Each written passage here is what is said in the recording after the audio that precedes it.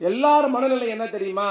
Cylinder எப்ப தீந்து போகுமோ, இந்த நாசமா போனவன் வேற தரலையே, புக்கிங் பண்ணா எடுக்க மாட்டானே, 4 நாள் ரம்ஜான் வரப்போகுது, ஏன் கவலை அதோட பெரிய கவலை. சிலிண்டர் கிடைக்குமா கிடைக்காதா ஒண்ணுமே புரியல. இன்னைக்கு மட்டும் சிலிண்டருக்கு வரிசையில் நின்னவங்க 2 பேர் இறந்தே போயிட்டாங்க. இருந்தாலும் ஆட்சிக்கு வந்தா 500 ரூபாய் 1000 ரூபாய் செல்லாது, ஏடிஎம்ல லைன்ல நின்னோம், பெட்ரோல் கடையில லைன்ல நின்னோம், இன்னைக்கு சிலிண்டர் கிடைக்கல லைன்ல நிக்கிறோம். இதுக்கெல்லாம் யார் காரணம்? சத்தமா சொல்லுங்க. மோடி தான் காரணம். அது இவ்வளவு தெரிஞ்சுக்கிட்டு அப்புறம் நாங்க பேசி என்ன பண்ண போறோம்? ஒரு விஷயம் தெரியுமா? ஒரு நினைச்சுக்கோ, அந்த எங்க கால் வச்சாலும் அந்த இடம் உருப்படாது. நல்லா இருந்து ஜெயலலிதா இந்த வீட்டுல போய் விருந்து சாப்பிட்டான், 6 மாசத்துல அந்த அம்மா போயிடுச்சு. ஜெயலலிதா அம்மா சாவுக்கு மோடி வர பக்கத்துல சசிகலா அழுதுன்னு இருந்தது. போறவன் சும்மா போக வேண்டியது தானே, தலையை தடவிட்டு போனான். 2வது வாரமும் ஜெயிலுக்கு போயிடுச்சு. போன வருஷம் வேர்ல்டு கப் மேட்ச் குஜராத்ல தெரியல, இந்தியா ஜெயிக்க போகுது, தமிழ் விக்கெட் மேல விக்கெட் எடுக்கிறான், எல்லாரும் ஆவலா இருக்கிறாங்க வேர்ல்டு கப் ஜெயிக்க போச்சுன்னு, ஜெயிக்க போறோம்ட்டு. இந்த கிரவுண்டுக்கு வந்தான், மயிரா போயிடுச்சு. ஸ்டாலின் என்ன பண்ணாரு எவனாவது கேட்டா அவன் ஆற்காடு செருப்பு வாங்கி 6 வாட்டி அடி. அவனுக்கு பதில சொல்றேன், எனக்கு 3 மாசம் அவகாசம் கொடுங்க, 3 மாசத்துக்குள்ள நிச்சயமாக தமிழ்நாட்டு மக்களை கொரோனாவிலிருந்து காப்பாத்துவேன். இது அவர் கவர்னர் வீட்டு வாசல்ல சொன்னது. 3 மாசத்துல என்னென்ன பண்ண முடியுமோ எல்லாம் பண்ணார். எமர்ஜென்சி வார்டு அமைச்சார், தற்காலிக மருத்துவமனை வந்தது, ஆக்சிஜன் வந்தது, தமிழ்நாட்டில் இருக்கிற எல்லா மருத்துவமனைக்கும் போனார். 90% மக்களுக்கு கொரோனா தடுப்பூசியை செலுத்திய இந்தியாவின் ஒரே முதலமைச்சர் தமிழ்நாட்டு முதலமைச்சர் அண்ணன் தளபதி. கொரோனாவில தப்பிக்க வேண்டுமா எல்லாரும் மணி அடிங்க, அவன் தட்டு கரண்டியை தூக்கின்னு tongue tongue tongue tongue tongue tongue tongue அடிச்சான். 3 மாசம் போட்டு இன்னொருத்தன் சொன்னான், என்னன்ட்டு விலக்கு பிடிங்க, அது ஒண்ணு தானே நாங்க ஒன்னும் செய்யலன்னு. இல்ல விலக்கு பிடித்தால் கொரோனா வராதுன்னா. இன்னொரு பிஜேபி எம்பி சொல்லிச்சு, நாட்டு மூத்திரம் குடித்தால் கொரோனா வராதுன்னு. நீயே குடிச்சிக்கமா, நாங்க குடிக்க மாட்டோம். ஒருத்த மணி ஆட்ட சொன்னா, ஒருத்த விலகு பிடிக்க சொன்னா, ஒருத்த மாட்டு மூத்திரம் குடிக்க சொன்னா, ஒருத்த சாணம் சாப்பிட சொன்னா. ஆனால் இதையெல்லாம் செய்யாமல் கொரோனா ஊசி மட்டும் போட்டு தமிழ்நாட்டை காப்பாற்றிய தலைவன் தமிழ்நாட்டு முதலமைச்சர் அண்ணன் தளபதி அவர்கள். மோடியை பார்த்து இந்தியாவே பயப்படுகிறது, மோடியை பார்த்து இந்தியாவே தலைகுனி இருக்கிறது. இந்தியாவில் இருக்கிற எல்லா அரசியல் தலைவர்களும் மோடியை பார்த்து அஞ்சுகிற பொழுது மோடியின் பிடாரி மேலே பிடித்து உலுக்கிய ஒரே தலைவன் முத்துவேல் கருணாநிதி ஸ்டாலின் என்ற தலைவன். நான் கூட்டத்துக்கு வருகிறோம் பார்த்த போது வழக்கறிஞர் சதீஷ் கண்ணா பேசிட்டு இருந்தார். ரொம்ப ஆவேசமாக அடுக்கடுக்கான கேள்வி எழுப்பி, இந்த இயக்கத்தின் வரலாறு தெரியுமா, இந்த இயக்கம் யார் யாரை பார்த்தது தெரியுமா, தலைவருடைய பெருமை தெரியுமா, ரொம்ப ஆவேசமா எதிரணிக்கு ஒரு குடியார பையனுக்கெல்லாம் சவால் விட்டுட்டு இருந்தார். அடுத்து வந்த பகுதி செயலாளர்களா மிக அழகா பேசிட்டு அமர்ந்திருக்கிறாங்க. இந்த கூட்டத்துக்கு வந்து உட்கார்ற போது என்ன பெரிய சந்தோஷம்னா, இந்தியா லெவல்ல ஆஷ்டக் டிவி இருக்கு, ஆஷ்டக் இந்தியா டுடே பத்திரிகை. அந்த இந்தியா டுடேவும் ஆஷ்டக்கும் தமிழ்நாட்டில் இருக்கிற 234 தொகுதியில கருத்து கணிப்பு நடத்திருக்கிறாங்க. ஒவ்வொரு தொகுதியிலும் 10,000 பேர்ட்ட கருத்து கேட்டிருக்கிறாங்க. அந்த ஆஷ்டக்கும் இந்தியா டுடேவும் கருத்து கணிப்பு வெளியிட்டிருக்கிறார்கள். என்ன சொல்லியிருக்கிறான்னு சொன்னா, நாளைக்கே தேர்தல் வைத்தாலும் தமிழ்நாட்டின் அடுத்த முதலமைச்சராக முத்துவேல் கருணாநிதி ஸ்டாலின் தான் வருவார். இதை இங்க இருக்கிற முரசொலியோ தீக்கதிரோ தினகரனோ சொல்லல, டெல்லியில் இருக்கிற இந்தியா டுடே சொல்லியிருக்கிறது.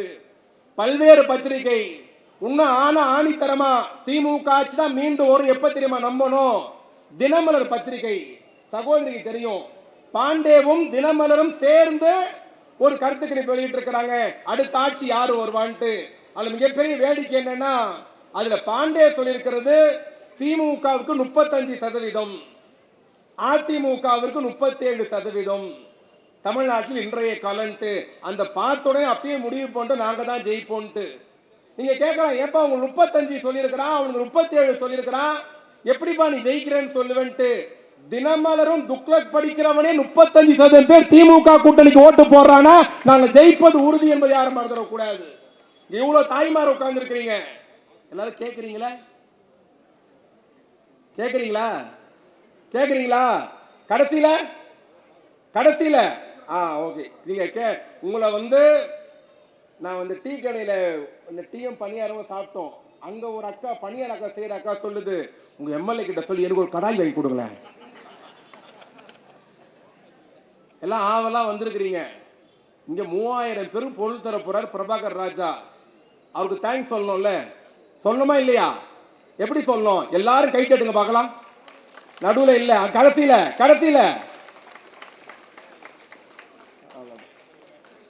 இந்த கை தட்டலாம் உதயசூருக்கு ஓட்டுன்னு அர்த்தம். 5000 பேருக்கு 5750 பேர்ல 3000 பேர் தான் கை தட்டி இருக்கீங்களா? அப்போ அப்பயும் நம்ம லீடிங்ல தான் இருக்கிறோம். ஆனா இன்னும் கொஞ்சம் கை தட்டினா பிரபாகர் ராஜா அடுத்த முறை பெரிய குண்டானா கொடுப்பார்ல, அதனாலே எல்லாம் பேசுனாங்க. நாங்க ஆட்சிக்கு வந்தோம், அதை பண்ணோம், இதை கொடுத்தோம், அதை பண்ணோம், அது போச்சு இது போச்சுன்ட்டு. இங்க ஒரு உண்மையை சொல்லிட்டா, நான் அக்காவோட எல்லா மனநிலையும் ஏன் உனக்கு எப்படா தம்பி தெரியும்னு கேட்காதீங்க. என் வீட்டுல என் பொண்டாட்டி சொன்னதால சொல்றேன். எல்லாரும் மனநிலை என்ன தெரியுமா? சிலிண்டர் எப்போ தீந்து போகுமோ, இந்த நாசமா போனவன் வேற தரலையே, புக்கிங் பண்ணா எடுக்க மாட்டானே. உண்மையா இல்லையா?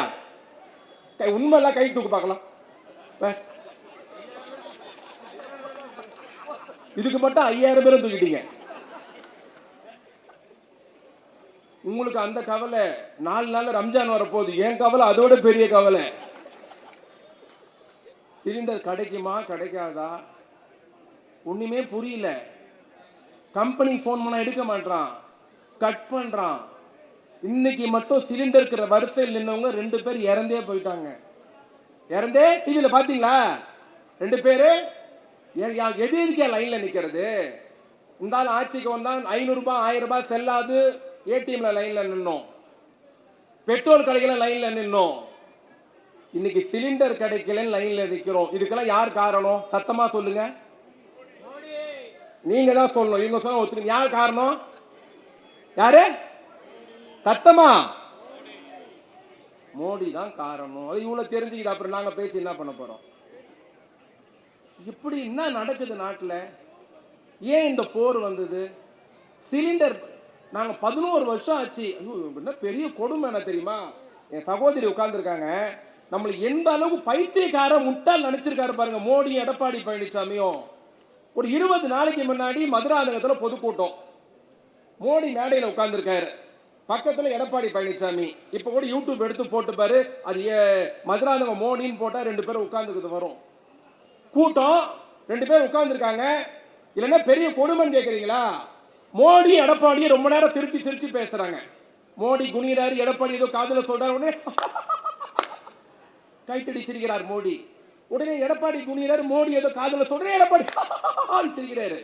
இதை எதிரில் பார்த்து அதிமுக காரன், மச்சான் நம்மால் எவ்வளவு பெரிய தலைவர் பாடுறா, மோடி கூடிய எவ்வளவு நெருக்கமாகறாரு அப்படி சந்தோஷப்படுறான். கொடுமை என்ன தெரியுமா? மோடி எடப்பாடிக்கு ஹிந்தி தெரியாது, மோடிக்கு இங்கிலீஷ் தெரியாது, தமிழ் தெரியாது. தல நீ பேசணுமா நான் பேசணுமா? நீ போட்ட, நான் ஒன்றும் போடல, இந்த மாசம் போட மாட்டேன். நீ எனக்கு எப்போ கொடுத்துருக்கிறிய?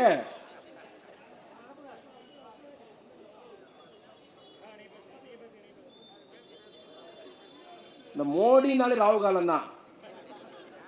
ஒரு விஷயம் தெரியுமா? ஒரு நினைச்சுக்கோ, அந்த எங்க கால் வச்சாலும் அந்த இடம் உருப்படாது. நல்லா இருந்துச்சு ஜெயலலிதா. இந்த வீட்டில் போய் விருந்து சாப்பிட்டான். யார் விருந்து சாப்பிட்டது? ஐயா மோடி போய் விருந்து சாப்பிட்டாரு. 6 மாசத்துல அந்த அம்மா போயிடுச்சு. சாவுக்கு, ஜெயலலிதா அம்மா சாவுக்கு மோடி வர்றாரு. பக்கத்துல சசிகலா அழுதுன்னு நின்றுது. போறவன் சும்மா போக வேண்டியது தானே, தலையை தடவிட்டு போனான். 2வது வாரமும் ஜெயிலுக்கு போயிடுச்சு. பன்னீர்செல்வத்தை கட்டி பிடிச்சான், ஓபிஎஸ் கட்டி பிடிச்சான், அதிமுக எடுத்துட்டாங்க. போன வருஷம் வேர்ல்டு கப் மேட்ச் குஜராத்ல தெரியல, வேர்ல்டு கப் மேட்ச் இந்தியா ஜெயிக்க போகுது. சமி விக்கெட் மேல விக்கெட் எடுக்கிறான், 5 விக்கெட் எடுத்துட்டான். எல்லாரும் ஆவலா இருக்கிறாங்க, வேர்ல்டு கப் ஜெயிக்க போச்சுன்னு, ஜெயிக்க போறோம்ட்டு.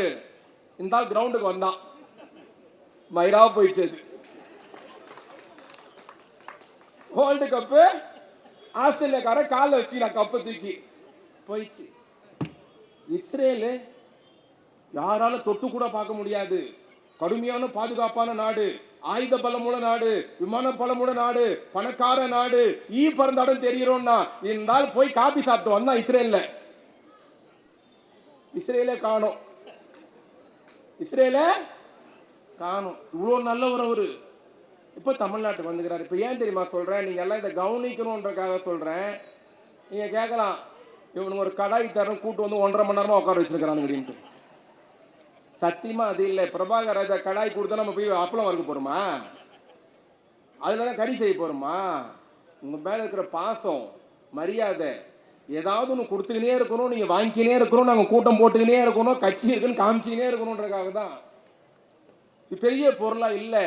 நமக்கு ஒரு கெட்டு பார்க்கணும், பேசணும், 4 விஷயம் உங்களுக்கு எடுத்து சொல்லணும், உங்களுக்கும் தெரியணும், நீங்க 4 பேர்கிட்ட போய் சொல்லணும். நாட்டில் என்னங்க நடக்குது?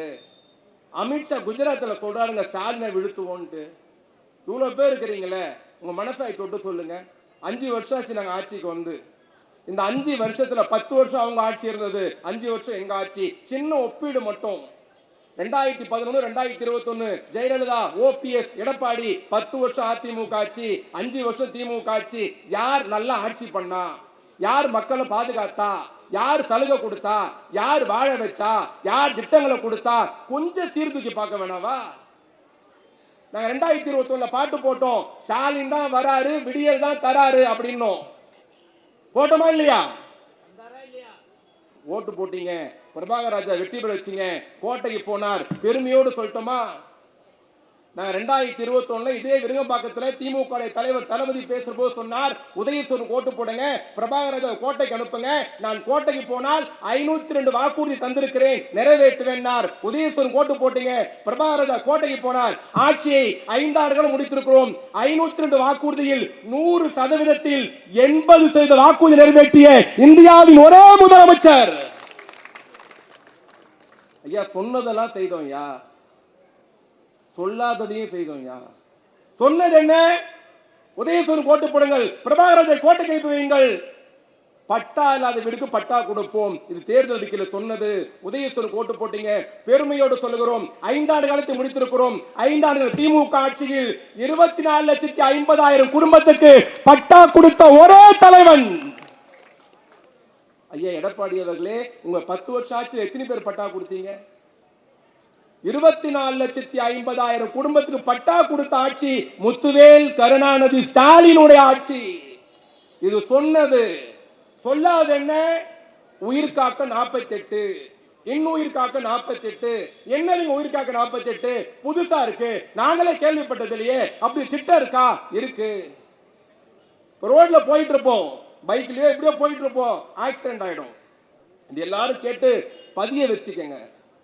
ஆக்சிடென்ட் ஆயிடும். ஆக்சிடென்ட் ஆன உடனே அடிப்பட்டவரை யாரோ ஒரு ஆட்டோ காரோ இல்ல கார் காரோ ஒரு மனிதாவை தூக்கிட்டு எங்க போவாங்க? எங்க போவாங்க? Government hospital Royapettah GH Stanley பக்கத்திலே காளியப்பா இருக்கும், பில்ரோத் இருக்கும், அப்போலோ இருக்கும், இங்க இருக்கிற சூர்யா ஹாஸ்பிட்டல் கூட இருக்கும். ஆனா அடிப்பட்டு அங்க தூக்கிட்டு போக மாட்டாங்க. ஏன் அடிப்பட்டவன் அங்க தூக்கிட்டு போனோம்னா, உள்ள போனோடனே முதல்ல கேட்கறது, சார் ஆக்சிஜன் வைக்கணும், எமர்ஜென்சியில் வைக்கணும், ஸ்கேன் எடுக்கணும், 50,000 ரூபாய் பணம் கட்டுங்க, 1 லட்ச ரூபாய் பணம் கட்டுங்க. அடிப்பட்டது யாரோ, தூக்கிட்டு போனது யாரோ? பணம் கட்டுவானா? அடிப்பட்டவனை தூக்கிட்டு கவர்மெண்ட் ஹாஸ்பிட்டல் கூட்டு போவாங்க, ராயப்பேட்டாக்கோ ஜிஹெச்சுக்கோ ஸ்டாலிக்கோ. உள்ள போறப்ப டாக்டர் சொல்லுவாரு, ஒரு 10 நிமிஷம் முன்னாடி கொண்டு வந்தீங்கன்னா காப்பாத்தி இருக்கலாம், ரத்தம் அதிகமா வெளியே போயிடுச்சு, இறந்து போயிட்டாரு. இது நம்ம நிறைய கேள்விப்பட்டிருக்கோம். உதயசூரன் ஓட்டு போட்டீங்க, பிரபாகர் ராஜா வெற்றி பெற வச்சீங்க, கோட்டையிலே முதலமைச்சராக மு.க. ஸ்டாலின் உட்கார்ந்தார், சட்டம் போட்டார், திட்டம் கொடுத்தார், உயிர் காக்க 48.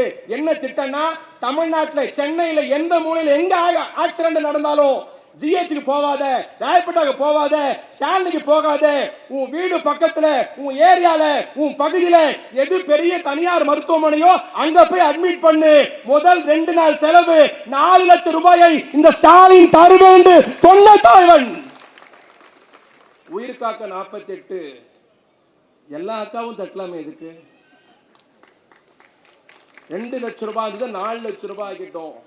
ஆக்சிடென்ட் ஆனா அப்போலோ அட்மிட் பண்ணலாம், பில்ரோத் அட்மிட் பண்ணலாம், சூர்யால அட்மிட் பண்ணலாம், விஜயா ஹாஸ்பிட்டல் அட்மிட் பண்ணலாம். 2 நாள் செலவை காவேரியில் அட்மிட் பண்ணலாம். 2 நாள் செலவை நீ கொடுக்காத, அவனை எமர்ஜென்சியில சேர்த்து உயிரை காப்பாத்துற 2 நாள் செலவை நான் கொடுக்கிறேன். அதுக்கப்புறம் அவனை மாத்திக்கலாம், இல்ல தொடரலாம். இதை நான் தேர்தலுக்கு சொன்னோமா? யோசிக்க வேண்டாமா? தேர்தலுக்காக சொல்றோமா? இன்னொரு திட்டம் என்ன தெரியுமா? ஷார்ட்டா பேசிட்டு போயிட்டார் எம்எல்ஏ பிரபாகர் ராஜா, கொரோனாக்கு முதலமைச்சர் எப்படிலாம் கஷ்டப்பட்டாருன்னு. ஞாபகப்படுத்துற யாரும் மறந்துருக்க மாட்டீங்க. நம்ம அக்காக்கெல்லாம் பெரிய கவலை என்னன்னா, நம்ம வீட்டுல என்ன பிரச்சனை, தெருவில் என்ன பிரச்சனைலாம் இல்லை, எங்க அக்காவுக்கு என்ன பெரிய கவலை, கயல் வீட்டுக்காருக்கு லோன் கிடைக்கலையே, அதுவே பெரிய கவலை நமக்கு. அதுவும் பெரியப்பா கயல் பெரியப்பா ஒருத்தர் இருக்கா, தெரியுமா? தெரியுமா தெரியாதா? தெரியல. அவர் தான் எடப்பாடி பழனிசாமி. உனக்கு புரியுற மாதிரி சொல்லணும்னா என்ன விட்டோம் நாங்க? இங்க கொரோனாவை பத்தி சொன்னாங்க. 2021 மே மாதம் 7ஆம் தேதி தமிழ்நாட்டில் சென்னையில் கவர்னர் வீட்டில் முதலமைச்சராக தம்முடைய தளபதி பொறுப்பேற்றுக்கிறார். காலைல 10:10க்கு 12 மணி கார் வெளிய வருது. 100 பேப்பர்கார செய்தியாளர் மைக்கு நீட்டி கேட்கிறாங்க, ஐயா ஒரே ஒரு கேள்வி. முதலமைச்சர் சொன்னார், வாங்க கோட்டையில பேசலான்ட்டு. இல்ல எமர்ஜென்சி, உடனே பதில் சொல்லுங்க அப்படின்னு நீட்டுறாங்க மைக்க. என்ன கேளுங்கன்னார். விஷயம் தெரியுமா? பத்திரிகையாளர் சொன்னது, 200 பேர் இறந்து போயிருக்கிறாங்க, 20,000 பேர் அட்மிட் ஆயிருக்கிறாங்க, மருத்துவமனையில் இடம் இல்லை, ஆக்சிஜன் பற்றாக்குறையாக இருக்கிறது, ஆம்புலன்ஸ் வரிசை கட்டி நிற்கிறது, எப்படி சமாளிக்க போறீங்க? 2021 மே மாதம் 7ஆம் தேதி பத்திரிகையாளர் கவர்னர் வீட்டு வாசல்ல கேட்ட கேள்வி. முதலமைச்சர் அடக்கத்தோடு சொன்னார், ஆம் உண்மைதான், இப்போதான் அதிகாரிகள் தகவல் சொல்லியிருக்கிறாங்க. நான் உங்கள் வாயிலாக தமிழ்நாட்டு மக்களுக்கு ஒரே ஒரு கோரிக்கை வைக்கிறேன். என்னை நம்பி ஓட்டு போட்டிருக்கீங்க, எனக்கு ஒரு 3 மாசம் அவகாசம் கொடுங்க. முதலமைச்சர் ஸ்டாலின் சொன்னது. ஸ்டாலின் என்ன பண்ணாரு கேட்கிறான்ல, அவனுக்கு பதில சொல்றேன். எனக்கு 3 மாசம் அவகாசம் கொடுங்க. 3 மாசத்துக்குள்ள நிச்சயமாக தமிழ்நாட்டு மக்களை கொரோனாவிலிருந்து காப்பாற்றுவேன். இது அவர் கவர்னர் வீட்டு வாசல்ல சொன்னது. 3 மாசத்துல என்னென்ன பண்ண முடியுமோ எல்லாம் பண்ணார். எமர்ஜென்சி வார்டு அமைச்சார், தற்காலிக மருத்துவமனை வந்தது, ஆக்சிஜன் வந்தது. தமிழ்நாட்டில் இருக்கிற எல்லா மருத்துவமனைக்கும் போனார். 90% மக்களுக்கு கொரோனா தடுப்பூசியை செலுத்திய இந்தியாவின் ஒரே முதலமைச்சர் தமிழ்நாட்டு முதலமைச்சர் அண்ணன் தளபதி. உடனே உன்னை கலப்பி விட்டாங்க, கொரோனா ஊசி போட்டா ஹார்ட் அட்டாக் வந்துடும், மக்களுக்கு போட சொல்லிட்டு அரசாங்கம் வேடிக்கை பார்க்குதுன்ட்டு. உனக்கு சொல்லட்டுமா, கொரோனா ஊசி போட சொன்னது சர்வதேச மருத்துவ அமைப்பு, இந்திய அரசாங்கம் சொல்லிச்சு. ஆனா மோடி போய் ஊசி போட்டுக்கல. மக்கள் பயந்தாங்க, இந்த ஊசியால ஏதாவது ஆயிடுமான்ட்டு. கொரோனா ஊசி போட சொல்லிட்டு மருத்துவமனைக்கு போய் அந்த ஊசியை முதல்ல போட்ட தலைவன் தமிழ்நாட்டு முதலமைச்சர், கழக தலைவர் அண்ணன் தளபதி அவர்கள். தமிழ்நாடு ஃபுல்லா போறாரு, எல்லா மருத்துவமனை ஆய்வு. என்ன பண்ணுவீங்களோ ஏது பண்ணுவீங்களோ தெரியாது, ஒருத்தம் கூட சாவக்கூடாது, நடவடிக்கை எடுங்க. கோயம்புத்தூருக்கு போறார், 2 மணி நேரம் ஆய்வு நடக்குது, பெரிய பெரிய டாக்டரோடு பேசுறார். மீட்டிங் முடிச்சுட்டு கிளம்புறப்போ முதலமைச்சர் கேட்டாராம், கொரோனா பேஷண்ட் எங்க இருக்கிறாங்க? பெரிய டாக்டர் சொல்லியிருக்கிறாரு முதல் மாடியில. உடனே முதலமைச்சர் சொன்னாராம், வாங்க போய் பார்க்கலாம். பெரிய டாக்டர்லாம் அரண்டு போயிட்டாங்களா, வாங்க பார்க்கலாமாவா, நீங்க வரக்கூடாது. ஏன்? கொரோனா தொற்று வியாதி, தொட்டா தும்புனா காத்துல பரவுற வியாதி கொரோனா, நீங்க உள்ள வரக்கூடாது அப்படின்னு பெரிய டாக்டர் சொன்ன உடனே முதலமைச்சர் பதறல, அங்கிருந்து ஓடி போல, சிரிச்சுக்கிட்டே கேட்டாராம், அப்ப நான் வரக்கூடாதுன்னா நீங்க உள்ள எப்படி போறீங்கன்ட்டு. பெரிய டாக்டர் சொன்னாராம், ஐயா கொரோனா கிட்டுன்னு ஒன்று இருக்கீங்க, அது கோணி மாதிரி இருக்கும், காலில் இருந்து தலை வரைக்கும் அந்த கொரோனா கிட்டு கோணியை கட்டிக்கிட்டு தான் நாங்க அந்த வார்டுக்கு போய் ட்ரீட்மெண்ட் பார்ப்போம் சொன்ன உடனே கொஞ்சம் கூட கூச்சப்படாமல் அந்த கிட்ட எனக்கு கொண்டு வாங்கன்னு சொல்லி இந்தியாவிலேயே 30 முதலமைச்சர்லயே கொரோனா கிட்டை மாட்டிக்கொண்டு கொரோனா வார்டுக்கு போன இந்தியாவின் ஒரே முதலமைச்சர் தமிழ்நாட்டு முதலமைச்சர்.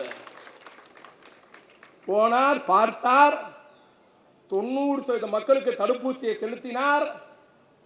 கொரோனாவிலிருந்து தமிழ்நாட்டை காப்பாற்றிய தலைவன் முத்துவேல் கருணாநிதி ஸ்டாலின் என்பதை நன்றியுள்ள எந்த தமிழ்நாடு மறப்பானா? இங்க கொரோனா எப்படி காப்பாற்றணும்? தடுப்பூசி போட்டு. டெல்லியில ஒருத்தர் இருந்தார், அவர் என்ன சொன்னார்? கொரோனாவில் தப்பிக்க வேண்டுமா எல்லாரும் மணி அடிங்க. அவன் தட்டு கரண்டியை தூக்கின்னு tongue tongue tongue tongue tongue tongue tongue அடிச்சான். என்னடா ஏன்டா அடிக்கிறீங்கன்னு, கொரோனாவிலிருந்து காப்பாற்றி கொள்ள மணி அடிக்கிறோம்னா. மணி அடிச்சா என்ன வராதா? 3 மாசம் போட்டு இன்னொருத்தன் சொன்னான், என்னன்ட்டு, விளக்கு பிடிங்க, அது ஒன்று தானே நாங்கள் ஒன்றும் செய்யலன்னு. இல்லை விளக்கு பிடித்தால் கொரோனா வராதுன்னா. நீங்க சில வீட்டில் விளக்கு ஏற்றினா பார்த்துருப்பீங்க, அதெல்லாம் அவனுங்க கண்டுபிடிச்சிடலாம் விளக்கு ஏற்றினவெல்லாம். இன்னொரு பிஜேபி எம்பி சொல்லிச்சு, மாட்டு மூத்திரம் குடித்தால் கொரோனா வராதுன்னு. நீயே குடிச்சிக்கமா, நாங்கள் குடிக்க மாட்டோம். நாங்க மாட்டு பால் குடிக்கிறோம், நீ மாட்டு மூத்திரம் குடிச்சிக்கோன்ட்டு. இன்னொருத்த சிரிப்பாகுது, இன்னொருத்த சொல்லிட்டா மாட்டு சாணம் சாப்பிட்டால் கொரோனா வராதுன்ட்டு. பீ தூண்டுற பசங்க. நீங்களே தூங்குனாங்க துண்ண மாட்டோம். ஒருத்த மணி ஆட்ட சொன்னா, ஒருத்த விலகு பிடிக்க சொன்னா, ஒருத்த மாட்டு மூத்திரம் குடிக்க சொன்னா, ஒருத்த சாணம் சாப்பிட சொன்னா. ஆனால் இதையெல்லாம் செய்யாமல் கொரோனா ஊசி மட்டும் போட்டு தமிழ்நாட்டை காப்பாற்றிய தலைவன் தமிழ்நாட்டு முதலமைச்சர் அண்ணன் தளபதி அவர்கள். காப்பாத்திட்டோமா? அடுத்துக்கு வரேன். கொரோனால எவ்வளவு பேர் செத்து போயிருப்பாங்க தமிழ்நாட்டில்? தோராயமா 5000 10,000 பேர் இல்ல, 52,500 பேர் செத்து போயிட்டாங்க. 52,500 பேர் செத்து போயிட்டாங்க. நம்பால் வரும், நம்பால் வந்த உடனே கூட்டம் போடுறாரு, கேட்கிறாரு எவ்வளவு பெரிய செத்து போனாங்க. பெரிய பெரிய அதிகாரிகள் கலெக்டர்ஸ் எல்லாம் கூப்பிட்டு அதிகாரி சொல்றான், ஐயா 52,000 பேர் செத்து போயிட்டாங்கன்னு. முதலமைச்சர் கண் கலங்கிறார். 52,000 பேரா? சரின்னு. ஆனா அடுத்த கேள்வி முதலமைச்சர் இதை கேட்பார்னு யாருமே எதிர்பார்க்கல. அடுத்த கேள்வி என்ன கேட்டார் தெரியுமா? சரி, இந்த 52,000 பேர் செத்து போயிட்டாங்கன்னு சொல்றீங்கல்ல, இந்த 52,000 பேருக்கும் புள்ள குட்டிங்க இருக்குல்ல, அதெல்லாம் எங்கயான்னு கேட்டிருக்காரு. அதிகாரிகள் பெரிய அதிர்ச்சி. செத்து போன லிஸ்ட் இருக்கு, யார் யார் எந்தெந்த ஊர்ல செத்தா லிஸ்ட் இருக்கு, செத்தது ஆம்பளை எவ்வளவு பொம்பளை எவ்வளவு அந்த கணக்கு இருக்கு. ஆனா செத்து போனவனுக்கு குழந்தை இருந்ததா, அந்த குழந்தை இப்ப எங்க இருக்குன்னு யாருக்கும் லிஸ்ட் இல்ல. முதலமைச்சர் கோவப்படுறாரு. அடுத்த 10 நாள் மீட்டிங், எனக்கு பட்டியல் வரும், எழுந்து போயிடுறாரு. ஸ்டாலின் என்ன பண்ணாரு எவனாவது கேட்டா அவன் ஆற்காடு செருப்பு வாங்கி 6 வாட்டி அடி. 10 நாள் பொறுத்து திருப்பி கூட்டம். எல்லாம் அதிகாரி கலெக்டர்ஸ் எல்லாம் உட்கார்ந்து இருக்காங்க. முதலமைச்சர் கேட்கிறார் என்ன ஆச்சுன்னு. அப்ப அதிகாரி எழுந்து சொன்னாங்களா, ஐயா தமிழ்நாட்டில் கொரோனாக்கு செத்து போனது 52,000 பேர். அந்த 52,000 பேர் செத்ததால 7,800 குழந்தைகள் அனாதையாக்கப்பட்டது. எவ்வளோ? 7,800 குழந்தைகள் அனாதையாக்கப்பட்டது. குழந்தைங்க வயசு என்னையா?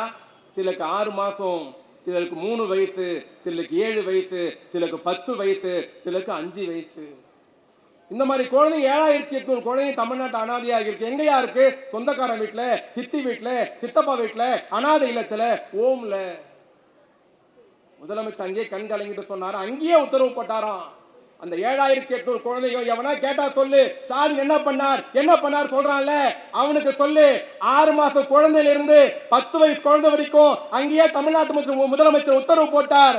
அந்த 6 மாச குழந்தையா இருந்தாலும் சரி, 10 வயசு பையனா இருந்தாலும் சரி, 18 வயசு ஆகிற வரைக்கும் அவனுக்கு மாசம் 3,000 ரூபாய் என்னுடைய அரசு தரும்னு சொன்ன தலைவர். குழந்தைக்கு பணம் கொடுத்தா அம்மாங்க தான் கை தட்டணும். 3,000 ரூபாய் மாசம். எத்தனை குழந்தைங்களுக்கு? 7,800 குழந்தைங்களுக்கு. அந்த குழந்தைய யார் பாத்துக்கிறாங்களோ, யார் படிக்க வைக்கிறாங்களோ, யார் பராமரிக்கிறாங்களோ அவங்களுக்கு 3,000 ரூபாய் மாசம். அதோட விட்டாரா, ஒவ்வொரு குழந்தை பேர்லையும் 5 லட்சம் ரூபாய் டெபாசிட். எவ்வளோ? 5 லட்சம் ரூபாய் டெபாசிட். அந்த குழந்தை 18 வயசானா எடுத்துக்கலாம். 6 மாச குழந்தைக்கு மாசம் 3,000 ரூபாய் கொடுத்துமே, அது இந்த எலெக்ஷன் ஓட்டு போடுமா? ஓட்டுக்காக கொடுத்தோமா?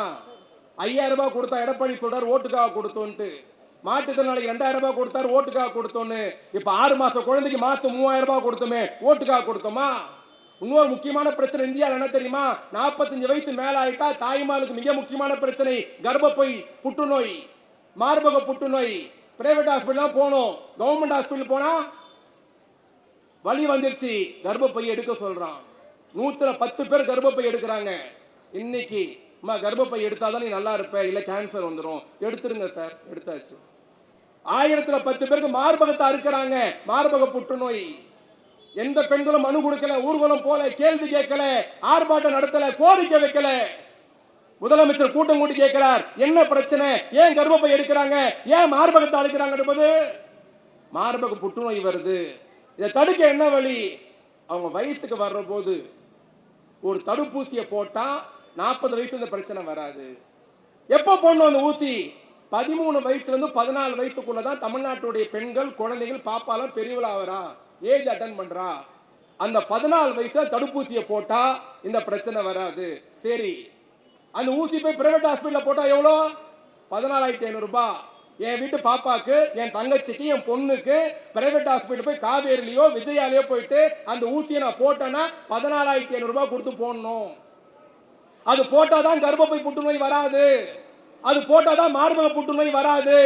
ஆனா என் வீட்டு ஜனம், ஏழை ஜனம், காய்கறி விற்கிற அம்மா, வீட்டு வேலைக்கு போற அம்மா, ஆட்டோ ஓட்ட வீட்டுக்கார், பெயிண்ட், சித்தாரு, கொத்தனாரு 14,500 ரூபாய் கொடுத்து விஜய் ஹாஸ்பிட்டல் காவேரி ஊசி போட முடியுமா? முடியாது. உதயசூரன் கோட்டு போட்டீங்க, பிரபாகர் கோட்டை கருப்புனீங்க, முத்துவேல் கருணாநிதி ஸ்டாலின் உத்தரவு போட்டார். அந்த 14,500 ரூபாய் பணத்தை நான் தந்து தமிழ்நாட்டில் ஆண்டுதோறும் 4 லட்சம் பெண்களுக்கு இலவசமாக அந்த ஊசி போடப்படும் சொன்ன தலைவன் தமிழ்நாட்டு முதலமைச்சர். ஓட்டுக்காக பண்ணோமா? இல்லை. இப்படி சொல்லிக்கொண்டே போகலாம். பெரியவர்களே, தாய்மகளே, தேர்தல் நேரம் 30 நாள்ல 35 நாள்ல தேர்தல் இருக்கிறது. இங்க அடுத்து மரியாதைக்குரிய சகோதரி மதிவதனி பேச இருக்கிறார். அவர் பேச்சை எல்லோரும் கேளுங்கள். ஒரு பெண் எப்படி பேச வேண்டும், எப்படி தைரியமா இருக்கணும், அமித்ஷாக்கு எப்படி சவால் விடணும் கேட்டா அது மதிவதனியை பார்த்து கற்றுக்கொள்ள வேண்டும். தமிழ்நாட்டின் சங்கி கூட்டத்தின் குடுமையை பிடித்து உலுக்கியார் தோழர் மதிவதனி அவர்கள். அவர் பேச்சு சங்கி கூட்டத்தை, RSS, இந்து முன்னணியை மண்ணக்கவ வைத்திருக்கிறது. ஒரு இடத்துல பணிவோடு கேட்கிறோம், இது தேர்தலுக்கான கூட்டம் அல்ல. பெரியவர்களே, தாய்மார்களே, வியாபார பெருமக்களே, நடுநிலையாளர்களே, 5 ஆண்டுகள் திமுக ஆட்சியை பாருங்கள். யார் யாரோடு கூட்டணி சேர்ந்திருக்கிறார்கள்? ஒரு அயோக்கியத்தனமான கூட்டணி, முட்டாள்தனமான கூட்டணி, தமிழகத்தை வஞ்சிக்கிற கூட்டணி, தமிழ்நாட்டை புறக்கணித்த கூட்டணி, தமிழ் என்றாலே எகத்தாளமா பார்க்கிற கூட்டணி மோடி அமித்ஷா கூட்டணி, எடப்பாடி கூட்டணி. இந்த கூட்டணியை வீழ்த்த வேண்டும். தமிழுக்கா மரியாதை இல்லை, தமிழுக்கா நிதி உதவி இல்லை, தமிழ்நாடா திட்டங்கள் இல்லை, தமிழ்நாடா சலுகை இல்லை, தமிழ்நாடா நிதி இல்லை, தமிழ்நாடா தொழிற்சாலை இல்லை, தமிழ்நாடா வேலை வாய்ப்பு இல்லை. நம்மை பார்த்து மோடி புறக்கணிக்கிறார். நாம் எப்படி மோடியை புறக்கணிப்பது? தமிழ்னா அவ்வளவு இலக்காரமா? தமிழ்னா அவ்வளவு இலக்காரமா? தமிழ் மொழி நீச்ச மொழியா? நாம் பதில் சொல்ல வேண்டாமா? இன்னைக்கு மோடியை பார்த்து இந்தியாவே பயப்படுகிறது. மோடியை பார்த்து இந்தியாவே தலைகுனியில் இருக்கிறது. இந்தியாவில் இருக்கிற எல்லா அரசியல் தலைவர்களும் மோடியை பார்த்து அஞ்சுகிற பொழுது மோடியின் பிடாரி மேலே பிடித்து உலுக்கிய ஒரே தலைவன் முத்துவேல் கருணாநிதி ஸ்டாலின் என்ற தலைவன். ஜனநாயகத்தை காப்பதற்கு, மதச்சார்பினை காப்பதற்கு, இஸ்லாமிய பெருமக்களை, கிறிஸ்தவ பெருமக்களை காப்பதற்கு நாமெல்லாம் ஒரு அணியை தர வேண்டும். பிரதமர் வரலாம், அமித்ஷா வரலாம், மோடி வரலாம், நடிகர் வரலாம், யார் வந்தாலும் நாம் திசை மாறக்கூடாது. தமிழ்நாட்டை காக்கிற தலைவன் மு.க. ஸ்டாலின், தமிழ்நாட்டை வழிநடத்தக்கூடிய தலைவன் மு.க. ஸ்டாலின், தமிழக உரிமையை விட்டுக் கொடுக்காத தலைவன் மு.க. ஸ்டாலின், டெல்லியோடு சண்டை செய்கிற ஆண்மை உள்ள தலைவன் தமிழ்நாட்டு முதலமைச்சர் மு.க. ஸ்டாலின். இந்த அரசு தொடர வேண்டாமா? அடிமையா இருக்க வேண்டுமா? நிமிர்ந்து நிற்க வேண்டுமா? உரிமைகளை விட்டுக் கொடுக்க வேண்டுமா? போராட வேண்டுமா? சண்டை செய்ய வேண்டுமா? சரண்டர் ஆக வேண்டுமா? இதுதான் தேர்தல் முடிவு. 5 வருஷத்துக்கு தேர்தல் வரும். அதிமுக ஜெயிச்சிருக்கு, திமுக தோத்திருக்கு, திமுக ஜெயிச்சிருக்கு, அதிமுக தோத்திருக்கு. எம்ஜிஆரும் ஜெயலலிதாவும் கலைஞரும் மாறி மாறி வென்றிருக்கிறார்கள், தோற்றிருக்கிறார்கள். ஆனால் இந்த தேர்தல் 5 ஆண்டுக்கு ஒரு முறை வர தேர்தல் அல்ல. இது முதலமைச்சருக்கான தேர்தல் அல்ல. இது அதிகார பகிர்வுக்கான தேர்தல் அல்ல. இது ஒரு இனத்தின் தேர்தல். இது ஒரு குருஷோத்திர யுத்தம். ஜெயிக்க போறது யார்? இந்தியா, தமிழா? ஜெயிக்க போறது யார்? வடநாடா, தென்னாடா? ஜெயிக்க போறது யார்? சர்வாதிகாரமா, ஜனநாயகமா? இதுதான் கேள்வி. கடைசியா உங்கள்கிட்ட ஒன்னே ஒண்ணு மட்டும் கேட்கிறேன், எல்லாரும் சேர்ந்து பதில் சொல்லுங்க. சொல்லுவீங்களா? சொல்லுவீங்களா? சொல்லுவீங்களா? நீங்க சொல்லுவேன்னு நான் போய் உட்கார்ந்துருவேன். நான் ஒன்னே ஒண்ணு கேட்கிறேன், நீங்க பதில் சொல்லுங்க. எல்லா யூடியூப்கார மீடியாக்காரெல்லாம் வந்திருக்கிறாங்க. இது தமிழ்நாட்டு முதலமைச்சர் காது கேட்கணும். பிரபாகர் ராஜா ஏற்பாடு பண்ண கூட்டத்துல விருகம்பாக்கம் தொகுதி மக்கள், இந்த ஊர் மக்கள்லாம் தலைவர் பக்கம் தான் இருக்கிறாங்க. தலைவர் தெரியணும். சொல்லலாமா? தமிழ்நாட்டை யார் ஆள வேண்டும்? ஸ்டாலினா, மோடியா? ஸ்டாலின் அப்படிலாம் சொல்லக்கூடாது. எப்படி உங்களுக்கு எப்படி சொன்னா இருக்கும்? கையில் பெரியப்ப வந்தா எதிரில் எப்படி அடிப்பீங்க? அந்த மாதிரி கோபமா கை நல்லா தூக்கி கடைசி வரைக்கும். கடைசியில் ஒரு அக்கா பச்சை கலர் புடவை கட்டுனது, அதான் கடைசி சேரு தெரியுது.